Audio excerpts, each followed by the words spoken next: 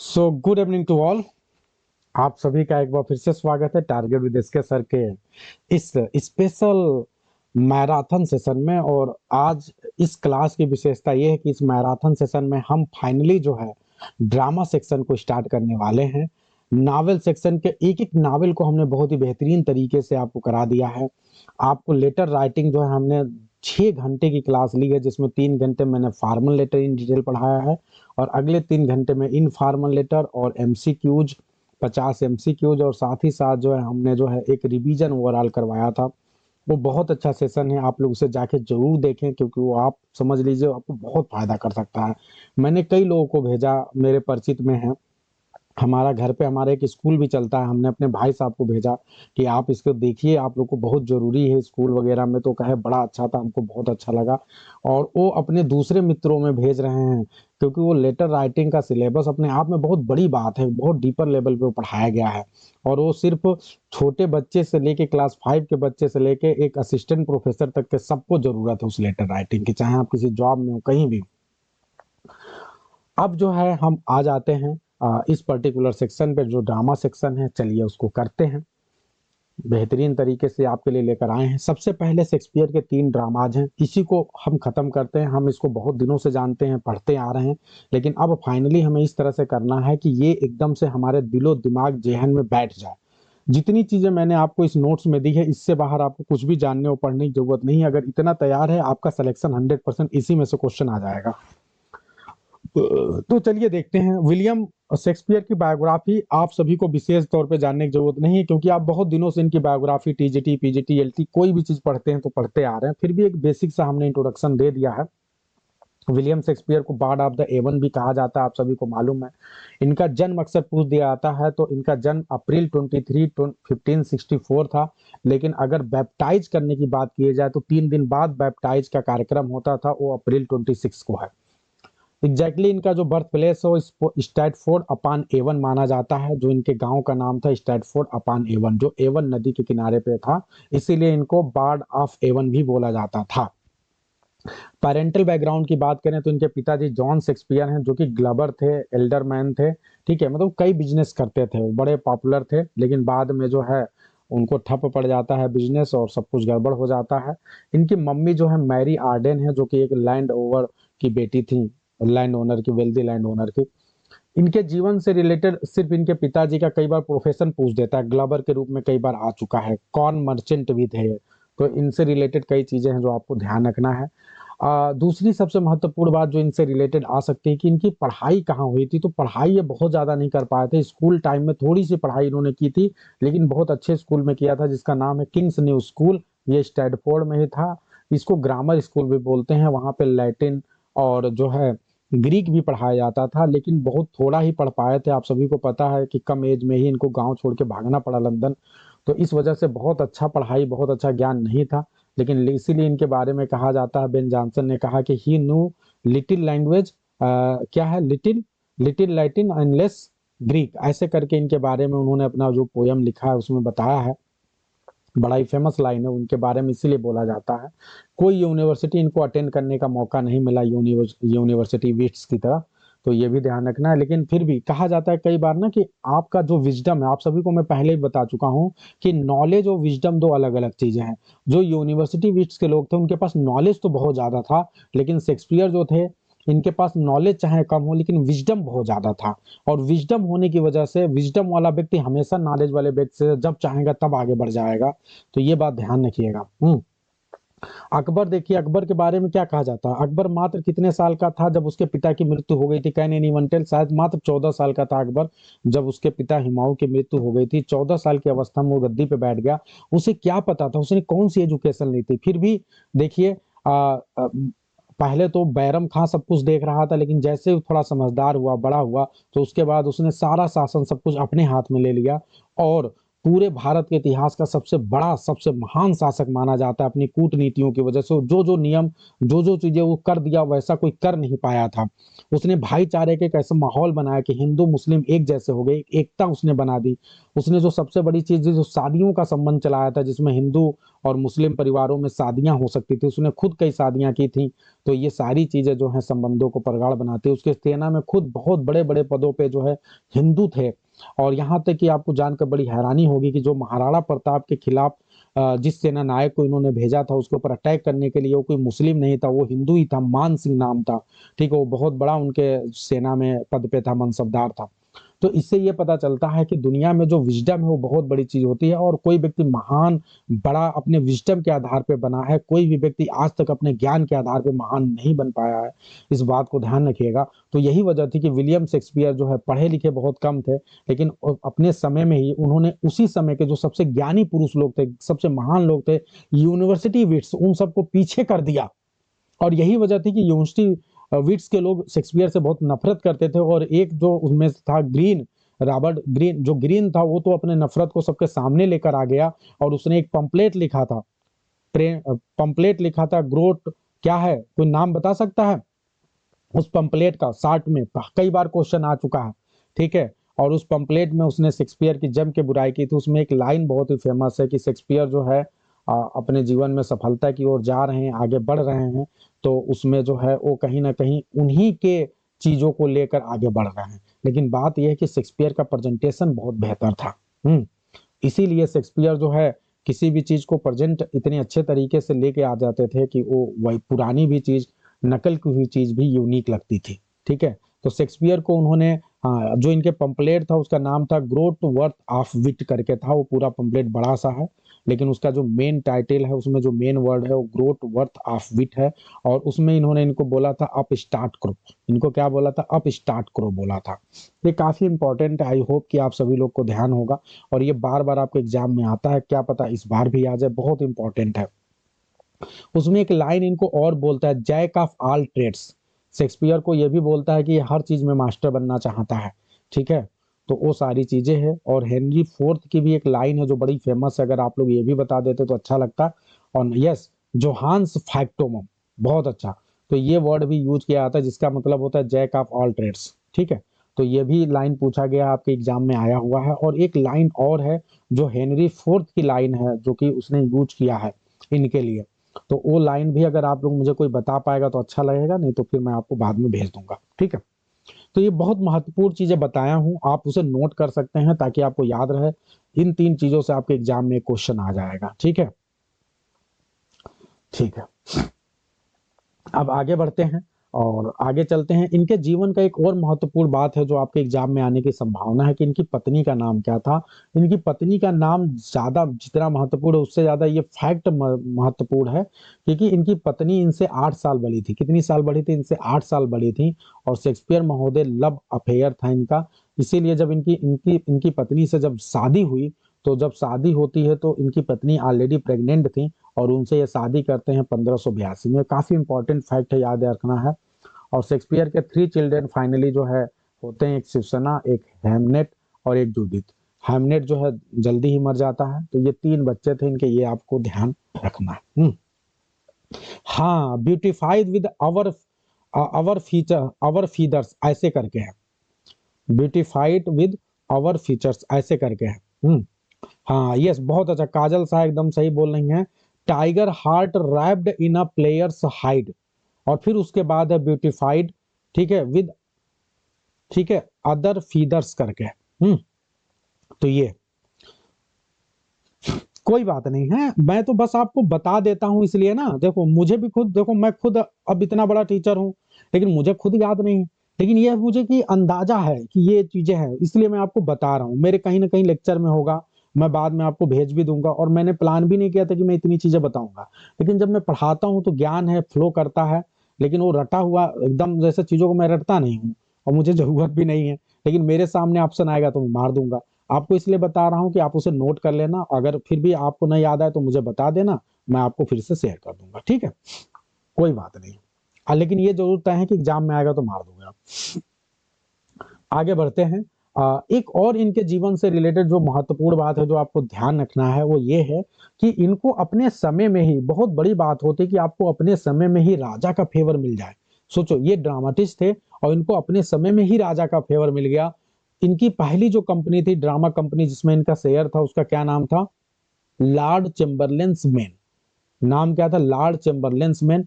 और बाद में क्या हुआ? उस कंपनी का नाम बदल के क्या रख दिया गया? किंग्समैन रख दिया गया। किंग्समैन कब रखा गया? किंग्समैन 1603 में। 1603 में कब? जब गद्दी पे कौन बैठता है? किंग जेम्स वन गद्दी पे आता है, ठीक है। तो उस समय जो है इनको किंग जेम्स वन जो है, ये लोग किंग जेम्स वन के पास जाते हैं और किंग जेम्स वन जो है इनको अपनी तरफ से पैट्रोनेज दे देता है, राजा की तरफ से उसको पैट्रोनेज मिल जाता है, और इसीलिए अब वो कंपनी का नाम क्या हो गया? किंग्समैन हो गया। अब राजा को खुश करने के लिए, अब उसका भी तो फर्ज था कि वो राजा को खुश करे, तो राजा को खुश करने के लिए उसने क्या किया? उसने एक प्ले लिखा, जिस प्ले का नाम क्या था? मैकबेथ, याद रखिएगा।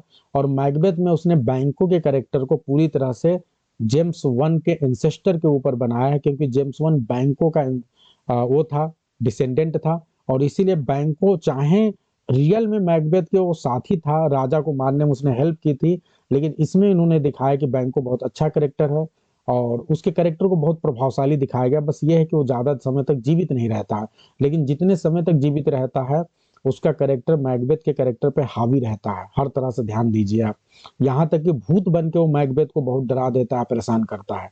वो समय भी बहुत महत्वपूर्ण, उस समय मैकबेथ की हालत एकदम पतली हो गई थी जब वो भूत बन के आता है।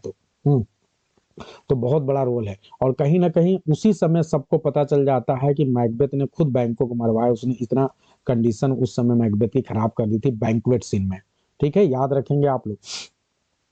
तो ये, हाँ, यस।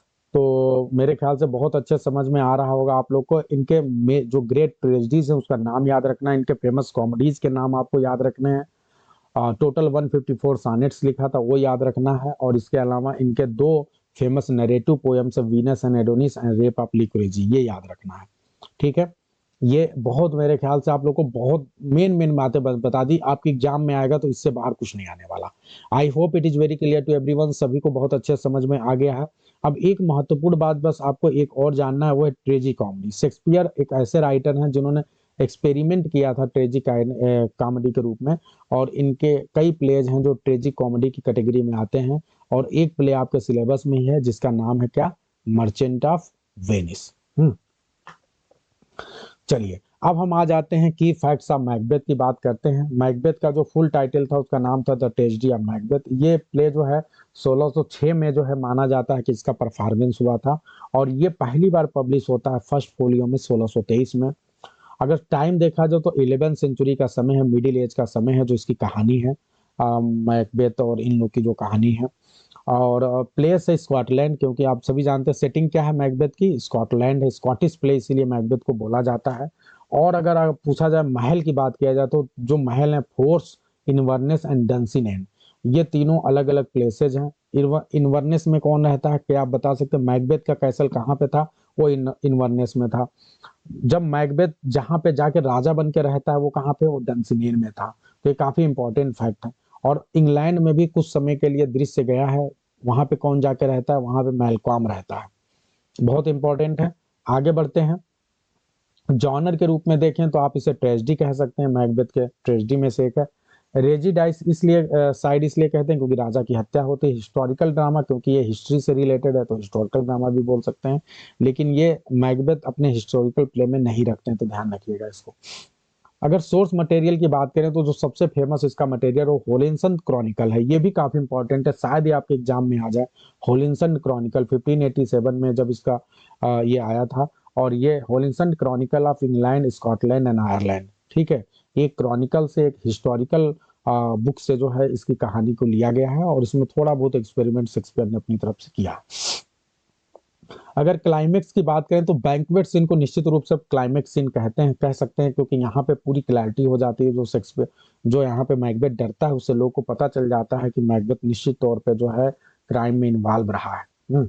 तो ये है, ये टर्निंग पॉइंट है। या फिर आप कह सकते हैं फाइनल बैटल, क्योंकि अंतिम समय जो है जब तक इसको पता नहीं चलता है कि मैकडफ जो है वो लेडी मतलब अनटाइमली उसका बर्थ नहीं हुआ है, हाँ सीजर उसका नहीं हुआ है, तब तक उसे लगता है कि उसे तो कोई दुनिया में हरा ही नहीं सकता था।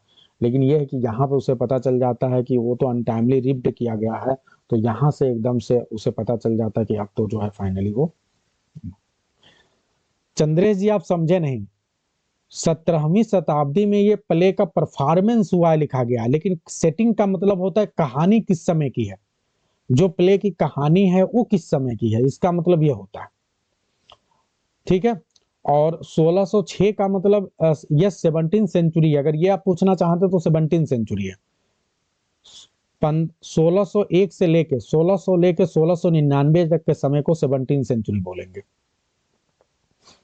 चलिए अब नरेटिव टेक्निक, एक बात ध्यान रखिएगा, ड्रामा में कभी भी पॉइंट ऑफ व्यू नहीं होता है। क्यों नहीं होता है? क्योंकि ड्रामा तो ऑलरेडी डायलॉग होता है ना, 1 to 1 डायलॉग होता है, तो यहाँ पे पॉइंट ऑफ व्यू कभी नहीं होता है। लेकिन स्ट्रक्चर की हम बात कर सकते हैं कि इस ड्रामा में कितने एक्ट हैं, तो 5 एक्ट स्ट्रक्चर है। और ड्रामा में क्या यूज किया गया है, क्या इसमें सॉलिलोक्वी यूज किया गया है, तो यस सॉलिलोक्वी एंड असाइड दोनों का यूज किया गया है। सॉलिलोक्वी आप सभी को पता है, सॉलिलोक्वी क्या होता है। सॉलिलोक्वी में क्या होता है कि एक पर्सन जो है वो अकेले स्टेज पे कुछ अपने से बातें करता है, कुछ मनन करता है, विचार करता है, वो अकेले करता है जो भी करता है ब्रूडिंग, लेकिन वो जब करता है वो सब हम सबको सुनाई पड़ता है, लेकिन उसे उस स्टेज पे उस प्ले का कोई कैरेक्टर नहीं सुन पाता है।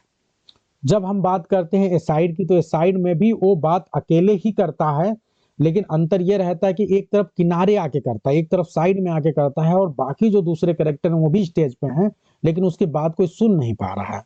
और तीसरी चीज एक ड्रामेटिक आयरनी होती है, बड़ा इंपॉर्टेंट होता है।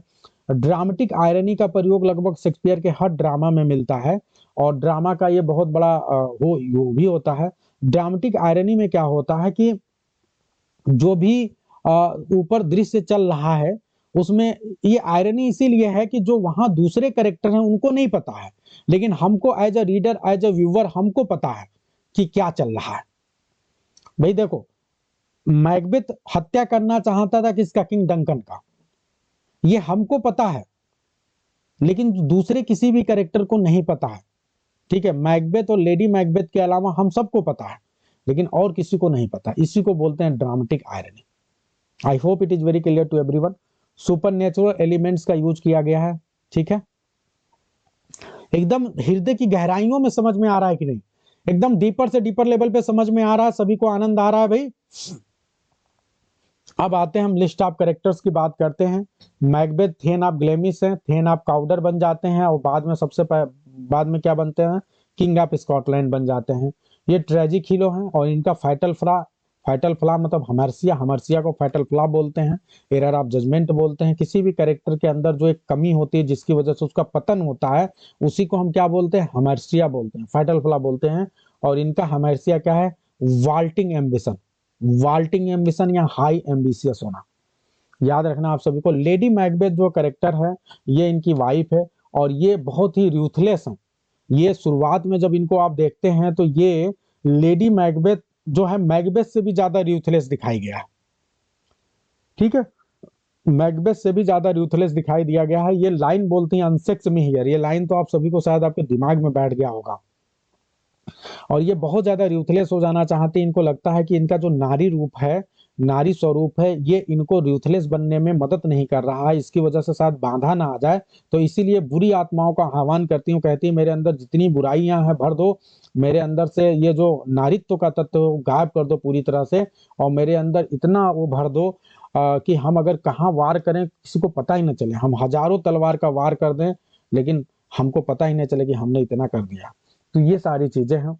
बाद में जो है ये क्या हो जाता है, पूरी तरह से मैडनेस की ओर चली जाती हैं, गिल्ट से भर जाती हैं, और बहुत बुरा मौत मरती हैं।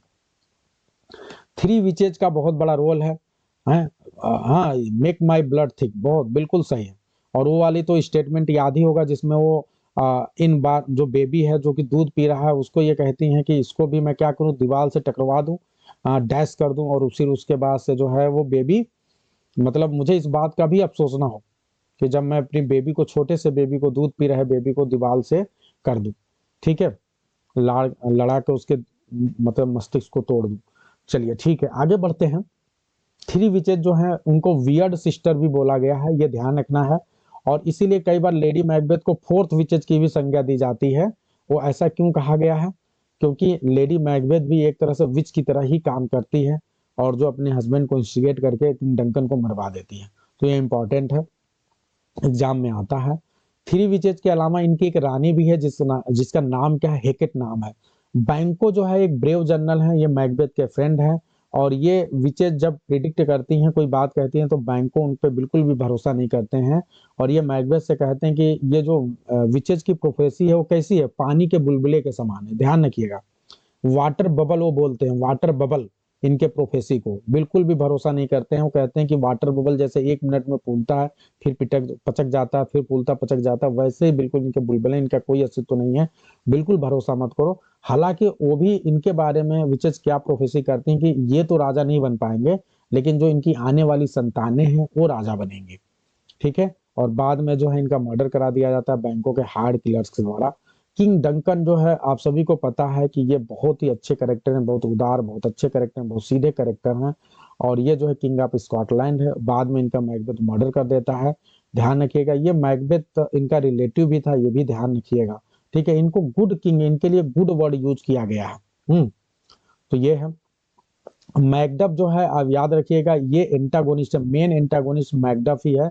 ठीक है, जो मैकबेथ को मारता है। ये थेन ऑफ फाइव है, ये भी आपके एग्जाम में पूछा जा चुका है। और ये जो है यही सबसे पहले किंग डंकन की बॉडी को पाता है। यस, मैकबेथ का फाइल भी है।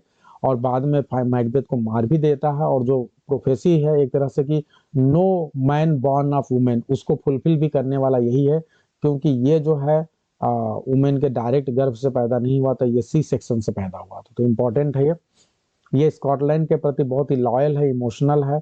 और इसको जब ये शक हो जाता है कि मैकबेथ ही ने राजा को मारा है, तो इसी वजह से वो मैकबेथ की पार्टी में भी नहीं जाता, बैंक्वेट में भी नहीं जाता। ये भी काफी इंपॉर्टेंट है।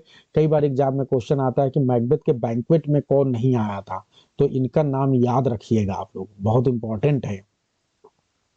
मैलकॉम, मैलकॉम जो है किंग डंकन का सबसे बड़ा बेटा है। जब किंग डंकन की हत्या हो जाती है तो ये इंग्लैंड भाग जाते हैं। ठीक है। तीसरे नंबर में फिलियंस है। फिलियंस बैंको का बेटा है। किसी तरह जो है ये समझ लो बच जाते हैं। जब बैंको पे हत्या होती है तो बैंको इनको भगा देते हैं और इस तरह से ये बच जाते हैं, इनकी जान बच जाती है। रॉस एंड लेनॉक्स बहुत इंपॉर्टेंट कैरेक्टर हैं, बार बार मैसेजिंग करने का काम यही करते हैं। ये स्कॉटिश नोबल्स हैं, थेन है ये भी। ठीक है।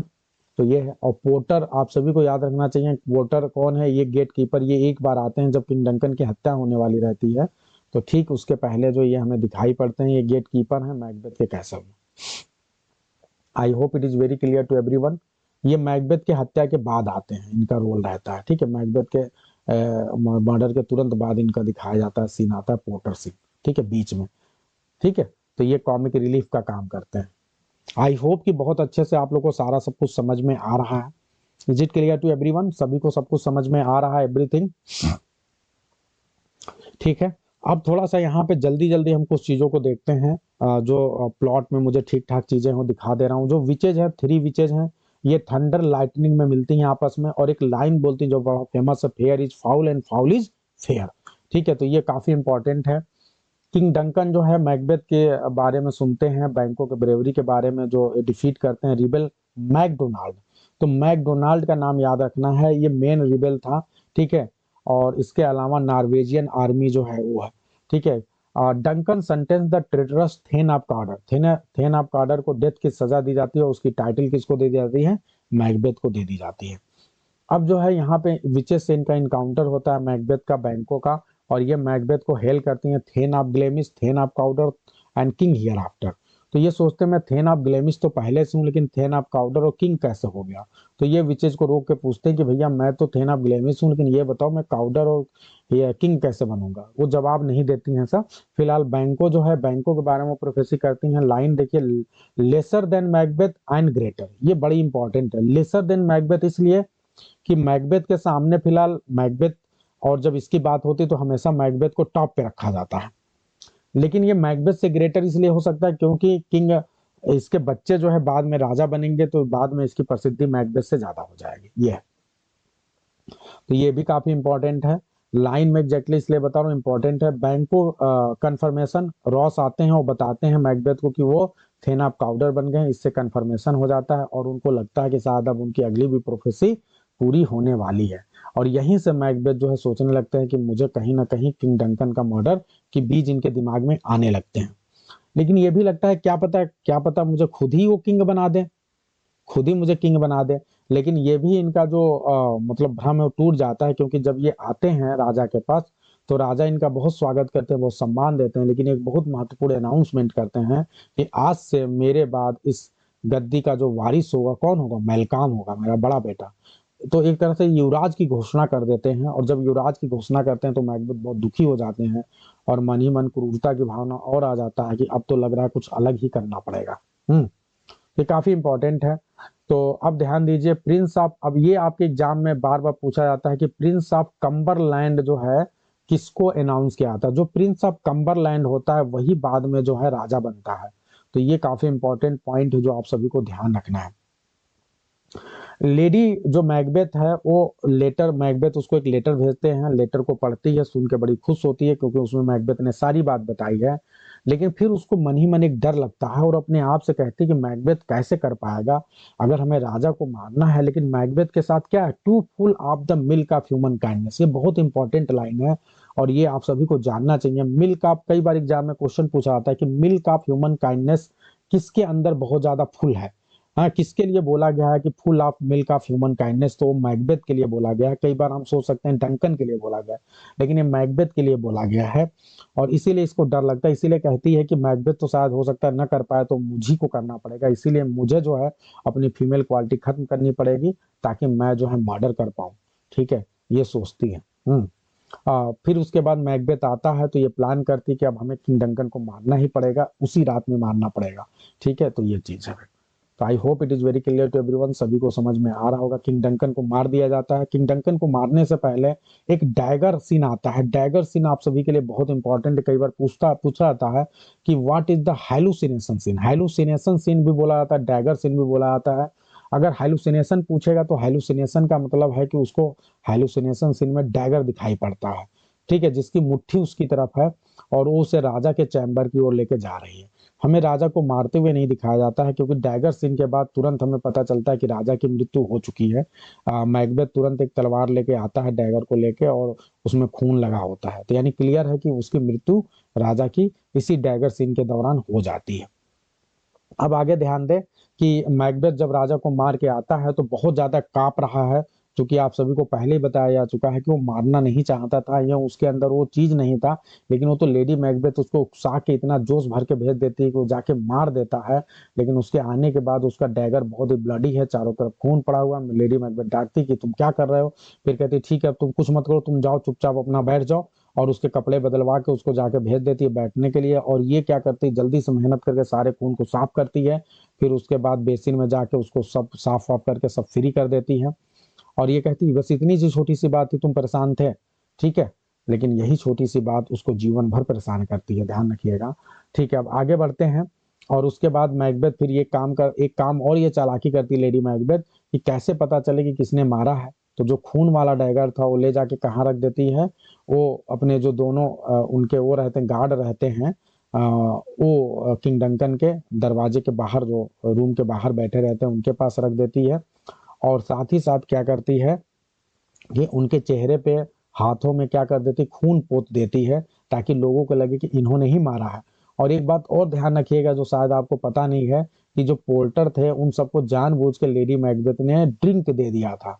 ड्रिंक में जो है क्या मिला दिया था, अल्कोहल मिला के दे दिया था ताकि ये जो है खूब गहरी नींद में रहे।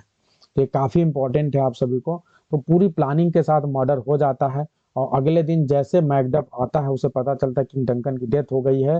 तो उसके बाद से जो है सारे लोग इकट्ठा होते हैं, फिर मैकबेथ आता है और मैकबेथ यहाँ से बहुत ही प्रैक्टिकल हो जाता है और तुरंत ही दोनों जो उसके वो रहते हैं, गार्ड रहते हैं, उन दोनों को कुछ बोलने से पहले उनको मार देता है। और बहुत अपने आप को यहाँ पे बहुत दिखावा करता है मैकबेथ।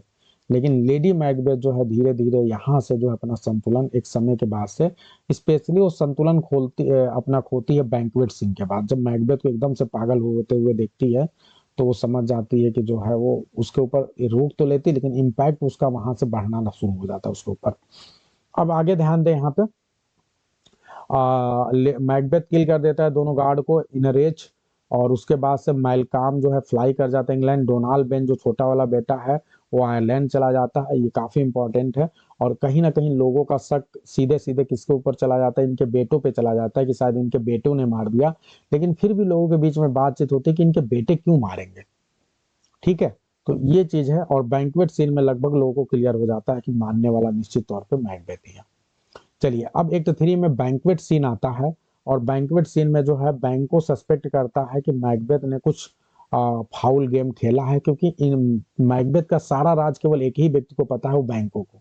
तो इसीलिए जो है मैकबेथ एक प्लान करता है कि मुझे जो है अब अगर किसी से डर हो तो केवल बैंकों से डर है, इसीलिए वो बैंकों को मरवाने की कोशिश करता है और अपने मर्डरर को भेज के बैंकों को मरवा देता है। बैंको मर जाता है लेकिन उसका बेटा वहां से भाग जाता है फिलियंस। तो ये काफी इंपॉर्टेंट है। ठीक है, और आगे बढ़ते हैं। बैंक्वेट का सीन चलता है, वहां पे मैकबेथ जो है बैंक्वेट सीन में घोष देखता है बैंकों का, जो उसी के चेयर पे बैठा हुआ है, वो बार बार उसके चेयर पे आता है। ठीक है, और इस तरह से जो है मैकबेथ वहां काफी डर जाता है, बहुत अजीबो गरीब तरह से व्यवहार करता है। बार बार वो बोलता है कि चेयर पे कोई है, जबकि लोगों को चेयर पे कोई नहीं दिख रहा था। तो लोग यहाँ से बहुत सशंकित हो जाते हैं, और फिर जब लोग बाहर निकलते हैं उनको लोगों को पता चलता है बैंकों का मर्डर हो गया है, तो लोग को 100% कंफर्म हो जाता है कि बैंकों का भी मर्डर कराने वाला कोई और नहीं, मैकबेथ ही है। तो इस तरह से जब देखती है लेडी मैकबेथ की यहाँ सिचुएशन पार्टी में बहुत ज्यादा खराब हो गया है, तो अचानक वो पार्टी को डिसमिस कर देती है, और फिर उसके बाद एक बीमारी का बहाना बनाती है कि मैकबेथ को कोई बचपन से ही बहुत बीमारी है, ये वाला चाइल्डहुड इलनेस है, इसीलिए आज की मीटिंग को हम यहीं पे एंड करते हैं और फिर हम लोग बाद में मिलते हैं। तो ये चला जाता है। अब मैकबेथ जब अगले दिन होशो हवास में आता है तो उसे लगता है कि अभी उसकी पूरी तरह से समस्या सॉल्व नहीं हुई है, तो फिर से सोचता है कि समस्या को सॉल्व कैसे हो पाएगा। तो इसके लिए फिर वो डिसाइड करता है कि मैं विचेज के पास जाऊंगा, और ये फिर एक्ट 4 में विचेज के पास जाएगा, एक्ट 4 सीन 1 में। तो काफी इंपॉर्टेंट है। एक्ट 3 के एंड में वो डिसाइड करता है कि मुझे विचेज के पास फिर जाना है। उधर जो है विचेज की रानी जो है वो सब जान जाते हैं, उनको सब पता रहता है। तो वो अपने विचेज को बुलाती है और कहती है कि मैकबेथ आने वाला है, तो एकदम से तैयार रहना तुम लोगों ने बहुत गड़बड़ी किया, अगली बार मैं रहूंगा, और मेरे सामने करो और सब कुछ इतना ज्यादा जादू तैयार करो कि जो है हम लोग अब की बार मैकबेथ को ऐसा करेंगे कि उसको पूरी तरह से उसकी डाउनफॉल जो है हम एकदम सुनिश्चित कर देंगे। ठीक है, तो मतलब ये पूरी तरह से प्लान करती हैं कि मैकबेथ आने वाला, उसके पहले हम पूरा माहौल बना लें। तो ये सारी चीजें हैं। ठीक है, तो ये अब बहुत ही क्लियर हो चुका है कि हेकेट भी तैयार है, विचेज भी तैयार है मैकबेथ को अपने जाल में फंसाने के लिए। ठीक है, अब आगे बढ़ते हैं। अब मैकबेथ विचेज के पास गया है, और ये सीन अपने आप में बहुत ही ज्यादा इंपॉर्टेंट है, क्योंकि कोल्ड्रम का सीन आप सभी को मैंने बताया कि उसमें बहुत तरह तरह की चीजें डाली जाती हैं, वो आपके एग्जाम में नहीं पूछी जाएंगी। बहुत प्रकार की चीजें, किसी जानवर का नाखून डाला जाता है, किसी का बाल डाला जाता है, किसी का पैर का अंगूठा डाला जाता है, सब कुछ डाल के बहुत ही खतरनाक तरीके से एक पोषण तैयार किया जाता है जिससे जादू उत्पन्न होगा। और उस जादू को उत्पन्न करने के लिए वो गोल गोल घूम के और भी मंत्र भी पढ़ते हैं सब, जिसमें ये वाला लाइन बहुत फेमस है, डबल डबल ट्वाइल एंड ट्रबल, ये करके लाइन है, बड़ी फेमस है। तो इस तरह से करके जो है फाइनली जो है वो लोग जादू का माहौल पूरा तैयार करते हैं, और फिर उसके बाद से जो है हमारा मैकबेथ वहां पे आ जाता है। और जब मैकबेथ आता है तो वहां पे तीन चीजें होती हैं, कई बार आपके एग्जाम में पूछा जाता है कि वो तीन कौन कौन से अपैरिशंस निकलते हैं। तो कितने अपैरिशन है? तीन है। वो तीन कौन कौन से हैं? एक ब्लडी हेड है, दूसरा ब्लडी चाइल्ड है, और तीसरा क्राउंड चाइल्ड विथ ट्री। ये काफी इंपॉर्टेंट है। और साथ ही साथ हमने ये भी बता दिया कि हर जो ये निकलते हैं स्पिरिट, ये अपने साथ कुछ ना कुछ बोलते हैं, उनका कुछ ना कुछ मकसद होता है। तो वही है, जो आर्म्ड हेड है वो जब निकलता है तो क्या बोलता है? बिवेयर मैकडफ, मैकडफ से डर के रहो। दूसरा जो ब्लडी चाइल्ड है वो क्या बोलता है? None of women born shall harm Macbeth, कि कोई भी महिला से पैदा हुआ व्यक्ति मैकबेथ को कुछ नहीं कर सकता। और सबसे लास्ट में जो है, जो क्राउन विद ट्री है, वो कहता है कि Macbeth shall not be vanquished until Birnam Wood comes to the Dunsinane hill. जब तक डंसिनियन हिल तक बिन्नमवुड खुद चल के नहीं आएगा तब तक तो मैकबेथ को कोई हरा नहीं सकता। ये तीनों बहुत इंपॉर्टेंट पॉइंट, आई होप कि आप लोग इसे याद रखेंगे। ये अगर कठिन क्वेश्चन पूछा जाता है तब ये पूछा जाता है, आप सभी के सामने है। Line of the Kings. और सबसे लास्ट में जो है हम ये देखते हैं कि मैकबेथ आस्क फॉर बैंको इशू एंड रेन। मैकबेथ अपने भविष्य के बारे में बोलता है तो ये तीनों आते हैं। जब वो बैंकों के बारे में पूछता है, क्योंकि बैंकों को चाहे मार दिया है लेकिन उसका बेटा बच गया है, इसीलिए वो फिर बोलता है कि बैंकों का क्या हुआ। तो ये क्या कर वो फिर उसके बाद एक प्रोसेशन दिखाता है, 8 किंग्स का एक प्रोसेशन आता है, एक जुलूस आता है। और उस जुलूस के सबसे एंड में वो सारे जितने भी 8 किंग्स जाते हैं वो सब बैंकों की तरह ही उनका चेहरा मैच करता है। और सबसे जो लास्ट वाला जाने वाला रहता है वो जो है वो क्या है, वो सबसे लास्ट में जो है बैंकों का चेहरा रहता है, लास्ट होल्डिंग अ मिरर। ठीक है, सबसे लास्ट में जो है एक मिरर लेके जाता है। ठीक है, शोविंग जेम्स वन। तो ये आपके सामने है, ये आपके सामने पूरी तरह से जो है वो आप लोग को याद रखना है। यहाँ पे मेरे ख्याल से जेम्स वन नहीं है, ये थोड़ा सा मैं देख चेक कर लूंगा। मेरे ख्याल से लास्ट वाला जो है वहां पे बैंको रहता है। ठीक है, तो ये पूरा प्रोसेशन जाता है, उसमें जितने भी लोग हैं वो सारे लोग कैसे हैं, उसमें सारे लोग बैंकों की तरह, वो बैंकों के डिसेंडेंट हमें पता नहीं चलता, लेकिन जो लास्ट में जाता है वो चूंकि बैंकों रहता है तो उससे एकदम क्लियर हो जाता है कि ये बैंकों के ही सारे वंशज हैं। ठीक है, तो इस तरह से ये पूरा कंप्लीट हो जाता है। अब उसके बाद से मैकबेथ चला आता है, वो ये तो देख के थोड़ा सा डर ही जाता है कि ये बैंकों ही आगे होंगे सब क्या, इसी के सारे बाद में राजा बनेंगे। लेकिन कम से कम एक चीज तो उसे क्लियर हो जाती है, जो ऊपर की तीनों प्रोफेसी हैं वो उसके पक्ष में थी, और उसे पता है कि ये बिल्कुल होने वाला नहीं है, क्योंकि दुनिया में कोई ऐसा व्यक्ति नहीं है जो माँ के गर्भ से न पैदा हुआ हो। और कभी भी ये नहीं हो सकता कि एक पूरा का पूरा जंगल जो है अपने आप चलते हुए पहाड़ पे आ जाए। तो इसीलिए आप कहीं ना कहीं से अमृतत्व का भाव आ जाता है, सोचता अब तो मुझे कोई मार ही नहीं सकता है, और ये बहुत ज्यादा कॉन्फिडेंट हो जाता है। अब ध्यान दीजिए, अब मैकबेथ और भयानक तरीके से मर्डर करेगा। जब उसने देखा मैकबेथ जब आता है तो उसे पता चलता है कि जो मैकडफ है वो भी भाग के कहाँ चला गया है, इंग्लैंड चला गया है। तो इससे वो बहुत नाराज हो जाता है, और उसे ये समझ में आ जाता है कि मैकडफ मेरे खिलाफ प्लान बना रहा है, और इसीलिए वो ऑर्डर करता है कि मैकडफ की जो पूरी फैमिली है उसको जान से मार दिया जाए। तो ये बहुत दुख का विषय है कि मैकडफ यहाँ पे, मैकबेथ जो है बहुत भयानक तरीके से कत्लेआम पे उतर गया है, और उसकी पत्नी और छोटे बच्चे रहते हैं उनको बहुत भयानक तरीके से मार दिया जाता है।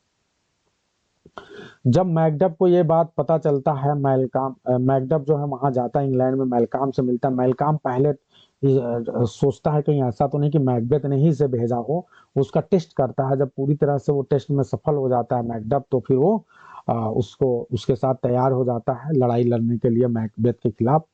ठीक है, लेकिन जब उसको यहीं पे मैकडफ को पता चल जाता है कि उसकी पत्नी और बच्चों को मैकबेथ ने मार दिया भयानक तरीके से, तो मैकडफ और ज्यादा नाराज होता है। वो कहता है अब मैं ही बदला लूंगा, मैकबेथ को छोड़ूंगा नहीं। तो ये है। और ये न्यूज देने वाला कौन है, ये आपके एग्जाम में कई बार क्वेश्चन आ सकता है कि ये बताओ कि मैकडफ की फैमिली के मर्डर का, स्लाटर का न्यूज किसने मैकडफ को दिया। तो वो देने वाला कौन है, वो रास है। तो ये ध्यान रखना, और यहीं पे वो कसम खाता है कि मैं बदला लेके रहूंगा। ठीक है, क्लियर है सभी को, एकदम डीपर से डीपर लेवल पे समझ में आ रहा है, एकदम दिमाग में सारी कहानी एकदम घुस रही है। ठीक है, अब इसके बाद से ध्यान रखिएगा, स्लीप वॉकिंग सीन बहुत ही ज्यादा फेमस है, आप सभी को पता है। हालांकि मैकबेथ की पत्नी लेडी मैकबेथ का लगातार जो है इलाज चल रहा है, लेकिन लेडी मैकबेथ जो है उसके बावजूद भी रिकवर नहीं कर पा रही है। और सबसे बड़ी प्रॉब्लम है कि लेडी मैकबेथ जो है इस समय एकदम से पागल सी हो गई है, अपने हाथ को बार बार रब करती है, बार बार उसको लगता है उसके हाथों पे निशान है, और बार बार पानी से धोने की कोशिश करती है, बार बार कहती है आउट डैम्ड स्टॉप आउट। ठीक है, इसका मतलब कि ये जो स्पॉट है, मेरे हाथों पे निशान है, तुम बाहर चले जाओ, दूर चले जाओ, मिट जाओ। लेकिन वो मिटता नहीं है, उसको हमेशा अपने हाथों से बदबू नजर आती है, और लगता है निशान है, स्मेल नजर आती है। इसलिए वो लाइन बड़ा फेमस है कि all the perfumes of Arabia can not Sutton my little hand. उसे लगता है कि पूरा अरब के परफ्यूम बहुत ही हार्ड होते हैं, अगर थोड़ा सा एक छिड़क दिया जाए तो पूरे दूर दूर तक महक फैल जाती है, और इससे लगता है कि पूरा अरबिया का परफ्यूम ला के उसके हाथों पे उड़ेल दिया जाए। ये होती है साइकोलॉजिकल बीमारी। जब आप साइकोलॉजी से पीड़ित हो जाते हैं तो फिर आपको कोई सही नहीं कर सकता। वही सेम इसके साथ हो चुका है, साइकोलॉजी से पीड़ित हो चुकी है, इसलिए लगता है कि अब इसको कहीं से भी कुछ भी कर दिया जाए, इसके हाथों की दुर्गंध नहीं जा पाएगी। डॉक्टर वगैरह कोई भी मदद नहीं कर पा रहा है। और सबसे बड़ी चीज, लेडी मैकबेथ जो है जब स्लीप वॉकिंग सीन में चलती है तो हर समय जो है ये क्या करती है, ये बुदबुदाया करती है, कुछ ना कुछ बोल रही है। और इससे लोगों को, जो ये बोल रही है बातचीत में जो भी चीजें हैं, उससे लोगों को पता चल जाता है कि मैकबेथ ने ही सबकी हत्या की, एक डंगन की हत्या इन्हीं लोगों ने की है। अब पूरे राज्य में सब जगह ये चर्चा है कि मैकबेथ ही जो है वो मारने वाला है। ठीक है, चलिए अब आगे बढ़ते हैं। अब इंग्लैंड की आर्मी आ चुकी है, अटैक किया जा चुका है। मैलकॉम एंड मैकडफ जो है आते हैं और सबसे पहले जो है वो एक काम करते हैं, क्योंकि ऐसा हो कि मैकबेथ को लगे कि इनकी आर्मी बहुत बड़ी है। कहा जाता है दुश्मन को हराना है तो पहले उसको साइकोलॉजिकली हराओ। तो ये लोग क्या करते हैं कि जो बिन्नम वुड है उसके ऊपर के ब्रांचेस को काट लेते हैं और सैनिक जो है उसके पीछे पीछे चलते हैं, आगे बिन्नम का पेड़ चलता है। तो इस तरह दृश्य को देखकर जो है थोड़ा सा डर एक माहौल बनता है। और ये भी है कि मैकबेथ को एग्जैक्ट पता ना चल सके कि कितने सैनिक हमारी तरफ आ रहे हैं। ये भी एक रीजन है कि वो पेड़ों के पीछे जो है अपने नंबर को छुपाने की कोशिश करते हैं। और इस तरह से देखा जाए तो एक जो वर्चू, एक जो प्रोफेसी वो फुलफिल हो गई कि जो बिरनम के पेड़ डंसिनियन हिल की तरफ जब तक चल के नहीं आएंगे मैकबेथ को कोई मार नहीं सकता। तो एक प्रोफेसी फुलफिल होती हुई दिखाई हमें पड़ रही है। इसी दौरान जो है हमें दूसरा, एक तरफ मैकबेथ को ये पता चल गया कि दुश्मन हमारी तरफ आ रहा है, दूसरी तरफ हमें ये पता चलता है अचानक इसी दौरान कि लेडी मैकबेथ एक बहुत जोर से चिल्लाती है और हमें खबर मिलता है कि लेडी मैकबेथ की डेथ हो गई है और जहां तक लगता है वो सुसाइड ही है। अब फिर यहाँ पे जो है ये कोई मुझे बता सकता है कि ये खबर देने वाला कौन है? तो ये खबर देने वाला कई बार आपके एग्जाम में क्वेश्चन पूछता है, सीटर। सीटन जो है इनके यहाँ काम करने वाला एक वर्कर है, वो है जो इनको खबर देता है, सेटन। वो बताता है कि भैया लेडी मैकबेथ अब इस दुनिया में नहीं रही और वो कहता है कि तुम अपने फेस को लेकर जाओ। इसी दौरान जो है अब मैकबेथ को कहीं ना कहीं एहसास हो चुका है, क्योंकि इसको ये पता चल गया कि जो बिन्नम वुड है वो खुद अपनी तरफ चल के आ रहा है। तो एक प्रोफेसी तो फुलफिल हो चुका है और साथ ही साथ इसके जो जीवन साथी है वो भी इस दुनिया से चली गई है। और यहीं पे वो लाइन है बहुत फेमस वाला, टुमारो टुमारो एंड टुमारो।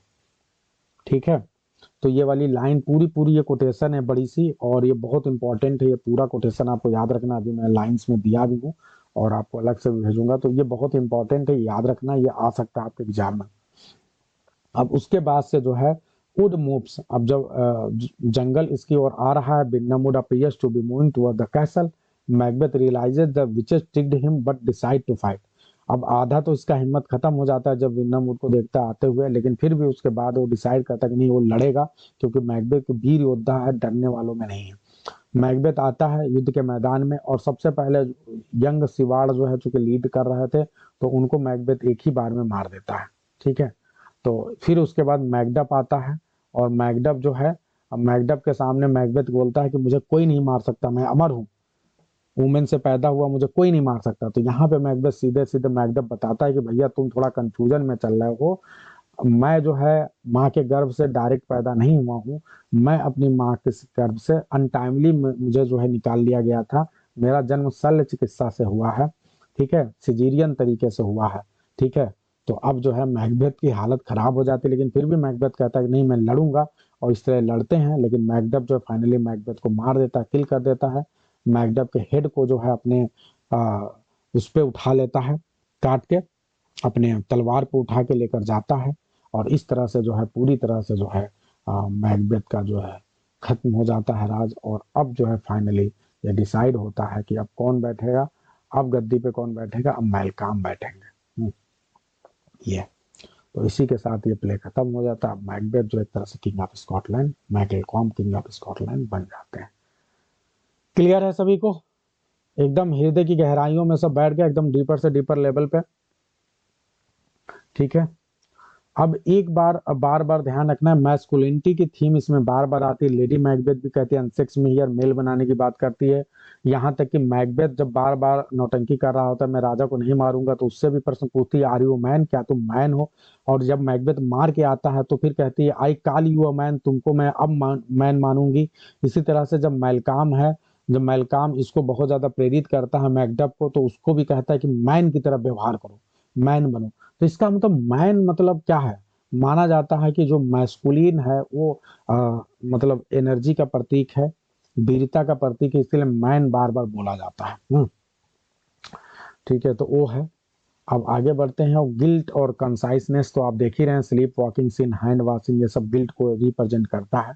अब जरा कुछ कोटेशन देख लें जो मेन है, fair is foul and foul is fair, बहुत इंपॉर्टेंट है। फिर उसके बाद से looks like the innocent flower be the serpent and it, line बहुत इंपॉर्टेंट है। लेडी मैकबेथ से बोलती है कि तुम्हारे चेहरे पे सब कुछ पता चल जाता है, ऐसे मत बनो, तुम हमेशा इनोसेंट फ्लावर की तरह दिखो, लेकिन जब फ्लावर को कोई तोड़ने जाए तो उसके अंदर तुम अपना जहरीला दंश रखो और उससे काट दो। तो ये बहुत ही बेहतरीन लाइन है, ये आज के समय पे लोग ऐसे ही हैं, सामने देखने से लगता है कितने इनोसेंट है, कितनी अच्छी अच्छी बातें कर रहे हैं, और अंदर से उतनी खतरनाक है। Is this a dagger which I see before me the handle towards my hand, ये हेलुसिनेशन सीन का है, ध्यान रखिएगा, बहुत इंपॉर्टेंट है डैगर सीन। सो डैगर इसके सामने आता है, ठीक है। We all will all great Neptune ocean wash their blood, ठीक है, क्लीन फ्रॉम माई हैंड। ये बहुत इंपॉर्टेंट लाइन है। जब ये मार देते हैं तो इनको लगता है कि जो ओशन है उसकी पूरी पानी भी जो है जो इसके हाथ पे ब्लड लगा हुआ है, ठीक है, उसको मिटा नहीं सकते। और ये सच बात है, गिल्ट तो कभी खत्म नहीं हो सकता, जो स्टेन है वो तो परमानेंट ही होता है। Out damned spot out I say, ये लेडी मैकबेथ है, जो स्पॉट है उसको बार बार कहती है चला जाए, जो उसके हाथों पे निशान है ब्लड का, उसे ऐसा महसूस होता लगा हुआ वो चला जाए, तो वो बार बार उससे बोलती तुम क्यों नहीं जा रहे हो मेरे हाथों से। और ये वाली लाइन जो सबसे टुमारो टुमारो वाली ही लाइन है, उसकी सबसे जो मेन लाइन हो ये है कि life is but a walking shadow, a poor player that struts and frets is hour upon the stage and then is heard no more. It is a tale told by an idiot full of sound and fury signifying nothing. बहुत ही बेहतरीन line है, और आपके exam में इसमें से आधा भी आ सकता है, life is but a walking shadow ये भी आ सकता है, या फिर it is a tale told by an idiot ये भी आ सकता है। बहुत ही फेमस लाइन है, ध्यान रखिएगा। और इस लाइन का मतलब आपको बताने की जरूरत नहीं है कि हम सभी के लिए सत्य है कि हम लोग लाइफ को बड़ा अच्छा मानते हैं, हमको लगता है हम कितना बढ़िया कर रहे हैं, हम पैसा कमा लिए, हम ये बन गए, हम वो बन गए, हमारे पास क्या है, घर है, बाली है, गाड़ी है, बंगला है, हम लोग खूब गर्व से बोलते हैं। आप लोगों ने लाइन सुना है ना एक दीवार मूवी में कि मेरे पास, अमिताभ बच्चन बोलता है मेरे पास घर है, गाड़ी है, बंगला है, रुपये हैं, पैसे हैं, शोहरत है, तुम्हारे पास क्या है? तो कहता मेरे पास माँ है। तो ध्यान रखिएगा, ये जो घर, गाड़ी, दौलत, पैसा, राजा बनना, किंगडम, ये सब की जो चाहत होती है, इसके चक्कर में हम क्या करते हैं, हमको लगता है ये सब हम कर रहे हैं, लेकिन सच्चाई क्या है? सच्चाई ये है कि हम तो वास्तव में प्लेयर हैं, हम तो एक प्लेयर हैं, हम तो वास्तव में एक अभिनेता की तरह, एक अच्छे अभिनेता की तरह हम बस एक्टिंग कर रहे हैं। और अभिनेता को ये पुअर बोला, पुअर का मतलब कि हमारे हाथ में कुछ नहीं है, हम तो मजबूर हैं, हम बेचारे हैं, एक बेचारे अभिनेता की तरह हम एक्टिंग कर रहे हैं।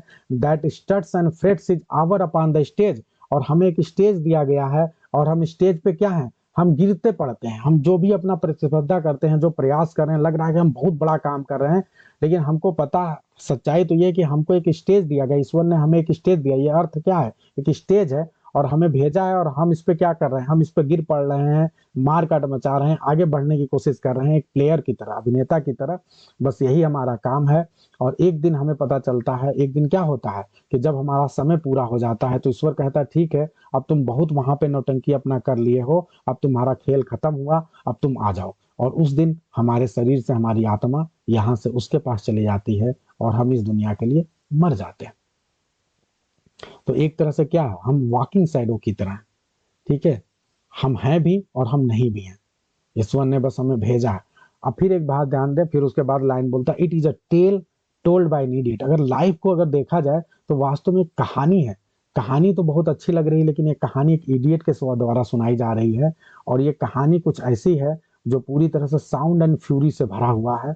और अगर देखा जाए, हमें लगता है कि हम बहुत बड़ा काम कर रहे हैं, हमने तो टॉप कर दिया, हम तो टीजीटी क्वालिफाई कर गए, हम तो एलटी क्वालिफाई कर गए हैं, हमारी शादी जो है बहुत अच्छे पर्सन से हो गई है। हैं, ऐसे बहुत सी चीजें हमारे जीवन, जिन चीजों का हम दम्ब भरते हैं, हमें बहुत अच्छा लगता है। और फिर सबसे बड़ी बात कि हमको लगता है हमने क्या कर दिया, हाँ हम प्रोफेसर बन गए हैं, हाँ हम जो है कितना बड़ा हमको अवार्ड मिल गया, भारत रत्न मिल गया है, साहित्य अकादमी अवार्ड मिल गई है, हम उसके लिए खूब परेशान हैं, खूब कर रहे हैं, सब कुछ कर रहे हैं। लेकिन होता क्या है, अंत में इसका रिजल्ट कुछ भी नहीं है, क्योंकि ये सिग्निफाई कुछ भी नहीं करता है। हम इस दुनिया से चले जाएंगे, और फिर कुछ दिन बाद हमें लोग भूल जाएंगे, ठीक है। तो ये है लाइफ। तो उस देखिए, निराशाजनक अवस्था में मत आइएगा, ये मुझे बताना पड़ता है क्योंकि ये बात कही गई है, हैं? तो इसीलिए हम आपके एग्जाम्पल से बता देते हैं। ठीक है। तो ये लाइन है, बहुत ही महत्वपूर्ण लाइन है, ठीक है। तो हम केवल प्लेयर हैं, और हम वास्तव में करने वाले कुछ नहीं, ईश्वर हमें वहां से भेजता है कुछ दिनों के लिए, और हम बस यहाँ उसके इशारे पे सारा काम कर रहे हैं, ठीक है। हमें लगता है हम कर रहे हैं, लेकिन हम कर कुछ नहीं रहे हैं, और जो भी हम कर रहे हैं उसका भी मतलब कुछ है नहीं, ठीक है। ये कब सोचना है, जब आप अपने जीवन में सब कुछ प्राप्त कर लें। कई बार गड़बड़ी ये हो जाती है कि हम में से तमाम लोग टुनटुन हैं, तो होता क्या है कि जब ये कभी इस तरह की बातें हम बताते हैं तो एक बार एक बच्चा अब हमसे बहुत ज्यादा प्रभावित हो गया। अब वो बहुत प्रभावित हो गया, वो बहुत अच्छा बच्चा था, तैयारी बहुत अच्छा कर रहा था, तो वो बहुत मेहनत कर रहा था। फिर एक दिन वो हमसे कहने लगा कि सर जी, अब हम सोच रहे हैं कि जीवन का तो कोई मतलब है नहीं, आप भी पढ़ाते हैं, शेक्सपियर की लाइन है कि told life is a tale told by the idiot full of sound and pure signifying nothing. तो आप ही तो कहते हैं कुछ मतलब नहीं है, चाहे जो भी कुछ प्राप्त कर लो, क्या ही मतलब है, अंत में तो इस दुनिया से चले ही जाना है, इसका कोई मतलब नहीं है। तो मैं भी सोच रहा हूँ कि फिर क्या ही करूँ, क्या ही मतलब है, इससे बढ़िया मैं सर सन्यासी बन जाता हूँ या कुछ नहीं करता हूँ, ये ज्यादा बेहतर रहेगा। तो मैंने कहा ये भी कोई इसका हल नहीं है। आपको ये पता चल गया कि लाइफ का कोई मतलब नहीं है, जो चीजें हम कर रहे हैं उसका कोई मतलब नहीं है, इसका मतलब क्या हुआ कि आप अपने जीवन में कुछ करना बंद कर देंगे? नो। इसका मतलब सिर्फ एक बात समझिएगा, कई बार क्या होता है कि यहाँ पे ये निगेटिव सेंस में बोला गया है। मैं आपको ये सारी बातें इसलिए थोड़ा सा मैंने उसमें से कनेक्ट गलत तरीके से इसलिए किया ताकि थोड़ा सा माहौल क्रिएट कर सकूं। आप सभी को सच बताऊं कि जो भी चीजें हैं वो निगेटिव तरीके से मैंने आप जब लाइफ में कुछ ऐसी चीजें करते हैं जो निगेटिव तरीके से गलत काम करके अपने आप को आप आगे बढ़ाते हैं, उसकी आलोचना की गई है। अगर आप सही काम करके अपने जीवन में अपने आप को आगे बढ़ाते हैं तो उसकी कभी आलोचना नहीं की जाती है। और दूसरी बात है, सही काम करके आप जीवन में कुछ अच्छा करते हैं, आगे बढ़ते हैं। आप सभी समझिए जी, आप लोग जिस चीज की तैयारी कर रहे हैं एक नोबल प्रोफेशन है, और अगर इसकी तैयारी करके आप टीचर बनते हैं और कल जब आप टीचर बन के जाएंगे तो आप कहीं ना कहीं ना जाने कितने बच्चों का भविष्य आपके हाथों में होगा। हर साल कुछ नए बच्चे आपसे पढ़ेंगे और अगर आप उनके जीवन में चेंज ला रहे हैं तो आप बहुत बड़ा चेंज ला रहे हैं। और निश्चित तौर पे जो सिग्निफाइंग नथिंग है ये कभी नहीं होगा, सिग्निफाइंग ऑलवेज समथिंग होगा। क्योंकि आप जब अपने जीवन में कुछ करेंगे बच्चों के लिए तो बच्चे आपका नाम लेंगे। और हम आप चाहें इस दुनिया में न रहें, आप बताइए, मैं पढ़ा रहा हूँ आपको, कल अगर मैं इस दुनिया में नहीं रहूंगा तो क्या आप मुझे याद नहीं रखेंगे? बिल्कुल याद रखेंगे। आप में से बहुत से लोग याद रखेंगे और मेरी कहानियां हो सकता है बताएंगे। तो निश्चित तौर पे अगर आप जीवन में कुछ अच्छा करते हैं तो आप निश्चित तौर पे याद रखे जाते हैं, तो इसमें कोई शक नहीं, ठीक है। तो ये सारी चीजें जो कही गई हैं, ये जितनी भी कोटेशन है, ये सब निगेटिव चीजों के लिए है कि अगर आप जीवन में कुछ गलत काम करके कुछ आगे बढ़ते हैं, गलत तरीके से आगे बढ़ते हैं, तो वो सही नहीं है। हमेशा बहुत पीसफुली, बहुत सही तरीके से आगे बढ़िए, आप हमेशा अच्छे माने जाएंगे। और जीवन में अच्छा करने की कोशिश करिए, दूसरों का बुरा मत करिए, हमेशा भला करिए। सभी को समझ में आ गया? पूरी तरह से समझ में आ गया एकदम 100%। क्योंकि कई बार क्या होता है, एक गलत तरीके से एक्सप्लेनेशन आपको गलत दिशा में ले जा सकता है, इसलिए मैंने उसको थोड़ी सी मॉडिफाई किया है। अब जल्दी जल्दी जो है हम इनके क्वेश्चंस को कर लेते हैं। Who kills Macbeth at the end of the play? जल्दी जल्दी बताइए। मैकडफ मारता है। बहुत जल्दी जल्दी 5 मिनट के अंदर करते हैं। Which character flees Scotland to Ireland after King Duncan murder? तो आयरलैंड कौन भागता है? वो भागता है Donald. What is the name of Macbeth castle? Macbeth के कैसल का नाम क्या है? इन्वर्नेस है। आगे बढ़ते हैं, नेक्स्ट क्वेश्चन क्या है? द पोर्टर सीन, एक 2 सीन 3, ये ध्यान रखिएगा, आपको दे दिया गया है। पोर्टर सीन किसका काम करता है? कॉमिक रिलीफ का काम करता है। How many witches are there in the play? तो विचेज कितनी है? अगर देखा जाए मुख्य रूप से 3 है, और इसके अलावा जो मेन विचेज है, जो उनकी रानी है, वो कौन सी है? वो हेकेट है। तो 4 हो गए। इसके अलावा मैंने आप लोग को बताया था कि जो मेन सीन आता है उसमें 3 विचेज और आती हैं, लेकिन वो चूंकि साथ में आती है, उनका कोई रोल नहीं है, तो इसीलिए उनको हम कभी महत्व देते नहीं हैं। तो हमेशा आप 3 और 1 हेकेट, 4 को बस ध्यान रखेंगे। यहाँ पे हिसाब से क्या होगा? 3 होगा विचेज, क्योंकि एक्सक्लूडिंग हेकेट बोला गया है। आगे बढ़ते हैं। Who says by the pricking of my thumbs something wicked this way comes? तो ये सेकेंड विच बोलती है, ठीक है। आगे बढ़ते हैं। Who escaped the murderers hired by Macbeth to किल?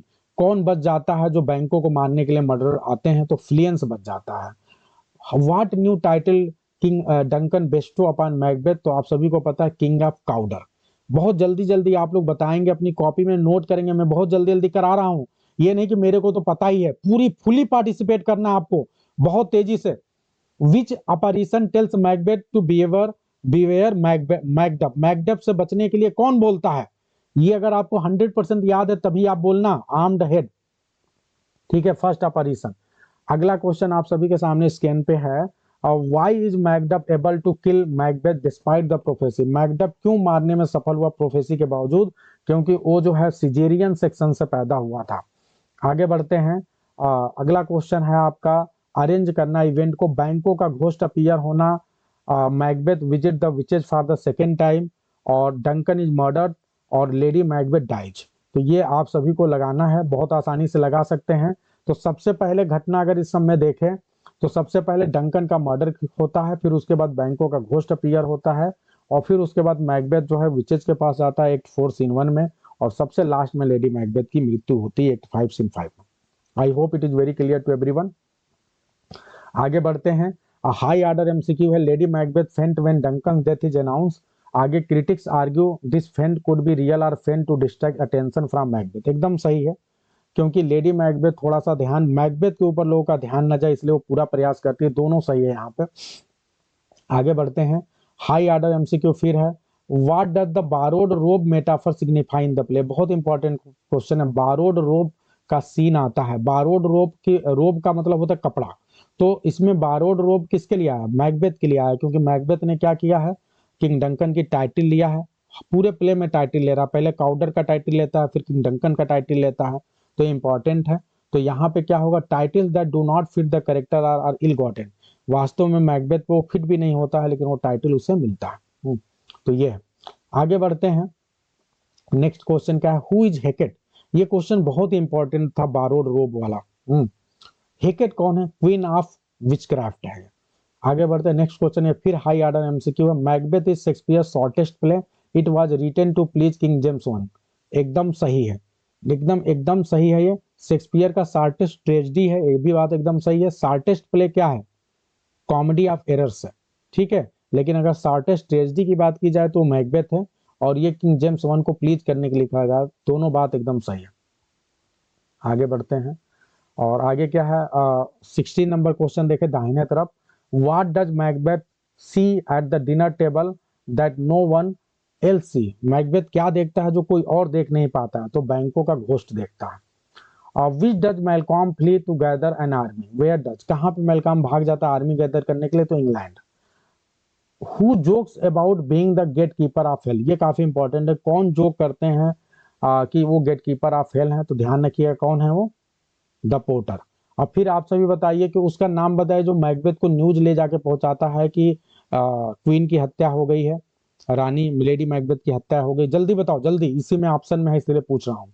तो उसका नाम क्या? सेटन, SEYTON। ध्यान दे, तीसरा ऑप्शन। आगे बढ़िए। व्हाट वुड कम्स टू डंसिनेन, कौन सा वुड जो है डंसिनेन की ओर आता है?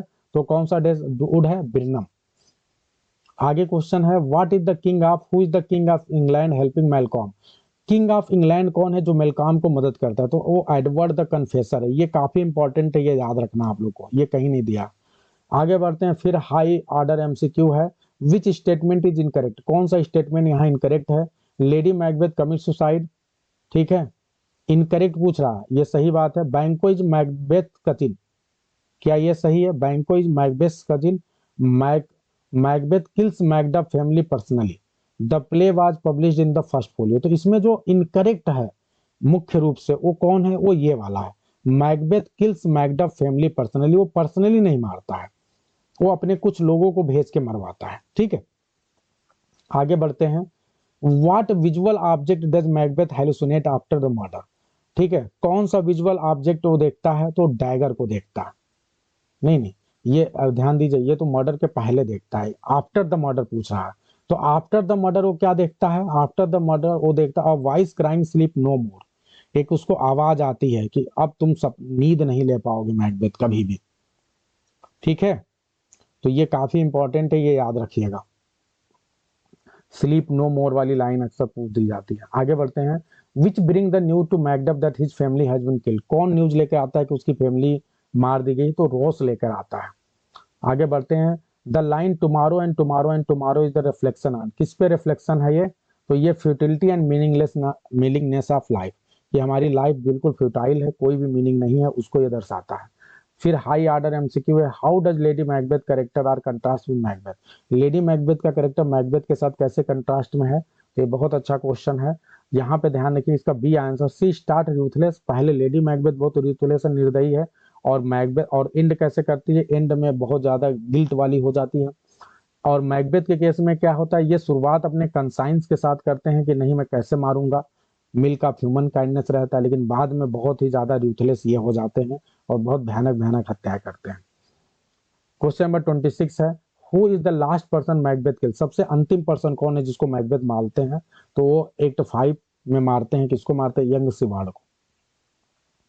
नेक्स्ट क्वेश्चन है, what is the filthy witness lady Macbeth refers to, filthy witness क्या है जो लेडी मैकबेथ जो है रिफर करती है? ठीक है, तो ये blood on Macbeth hand, Macbeth के जो हैंड पे ब्लड है वो एक तरह से विटनेस का काम करेगा, उसको ये रिफर करती है, उसको वो कर देती है, साफ कर देती है। हाई ऑर्डर एमसीक्यू बहुत बेहतरीन है। The play Macbeth is often considered a cursed play in the theatre history, real witches spells were allegedly use in the writing of the incantation. ठीक है, तो ये वाला भी जो है आपका मेरे ख्याल से शायद दोनों सही है, दोनों ट्रू है। आगे बढ़ते हैं। What happens to lady Macbeth in act 5, lady Macbeth के साथ क्या होता है एक्ट 5 में? तो आप सभी को पता है, सी डाइज, और ज्यादातर हमें लगता है कि उसने कहीं ना कहीं सुसाइड ही किया था, फ्रस्ट्रेट हो गई थी अपनी सिचुएशन से। Who becomes king of Scotland at the end, सबसे एंड में किंग ऑफ स्कॉटलैंड कौन बनता है? तो वो बनते हैं मैलकॉम। कैसा लगा आप लोग को? बहुत डीपर लेवल पे मैंने, हालांकि मुझे लग रहा था आप सभी को ये नावल ड्रामा पता है, लेकिन फिर भी मैंने इसलिए इसको डीपर लेवल पे बताया, अच्छे से बताया, ताकि फिर से आपके दिमाग में पूरी तरह से सारी चीजें आ जाएं। मुझे ज्यादा बोलना पड़े, ज्यादा मेहनत करना पड़े, लेकिन कम से कम आपके दिमाग में सारा छप जाए। दिल से बताइएगा, मन से बताइएगा, मजा आया कि नहीं आया। बहुत मैंने देखिए लगातार मैं बोल रहा हूँ सिर्फ आप लोगों के लिए, आप तो बैठे हैं शांति से, आपको नींद आ सकती है, सब कुछ हो सकता है, लेकिन मैं लगातार बोल रहा हूँ आपके लिए। तो चलिए आप लोग बताइए, how did you feel, how was your score? Vijay Lakshmi 30 में 30 पाई हैं, अनीता पांडे 29 पाई हैं 30 में, और लोग भी बताएंगे भाई अपना स्कोर बताएं फटाफट, फास्ट, जल्दी जल्दी स्कोर बताएं। चंचल 30 नंबर पाई हैं, आलोक 25 पाए हैं, बहुत अच्छा जी। आनंद जी 29 पाए हैं, कोमल जी 30 पाई हैं। अब एक बार जल्दी से आप लोग क्या करेंगे, आए आप लोग अपने मुंह को धुल के आएंगे। कितने लोग को नींद आ रही है बताओ भाई, कितने नींद आ रही है, कितने लोग को नींद आ रही है? स्लीपी कितने लोग महसूस कर रहे हैं? जो लोग भी स्लीपी, रात के 12:37 हो गए हैं और हम लगातार पढ़ाई कर रहे हैं, आप में से कितने लोग नींद में हैं? जो नींद में है वो जल्दी से अपने मुंह को धुल के आ जाए, धुल के आ जाइए एकदम। अच्छा, कोमल गुप्ता रात की रानी है, भूख लगी है बस, क्या बात है। तो आप तो विजय लक्ष्मी जी बनाइए, वो क्या उस दिन बनाई थी आप, एक बार फिर से बनाइए, हम सब लोग को भिजवाइए, हम सब लोग खाते हैं, फोटो ग्रुप में भेज दीजिए बनाकर। ठीक है, आंखों में दर्द हो गया है दिव्या जी को। अच्छा, व्रत स्टार्ट हो गया है मेरा, अच्छा ये भी बात है, पक्का। सर आज मुझे फील हो रहा है टायर्डनेस, सोनम कह रही है। सोनम आप सो जाओ, आप इसलिए सो जाओ क्योंकि कल आपको पेपर देने जाना है। आप तो चली जाओ सोनम, जाओ, आपको मैं परमिशन दे रहा हूँ, कल आप पेपर दे लो।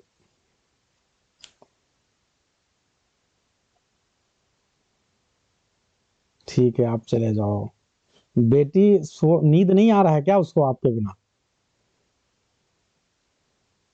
कल नेट का पेपर है इनका।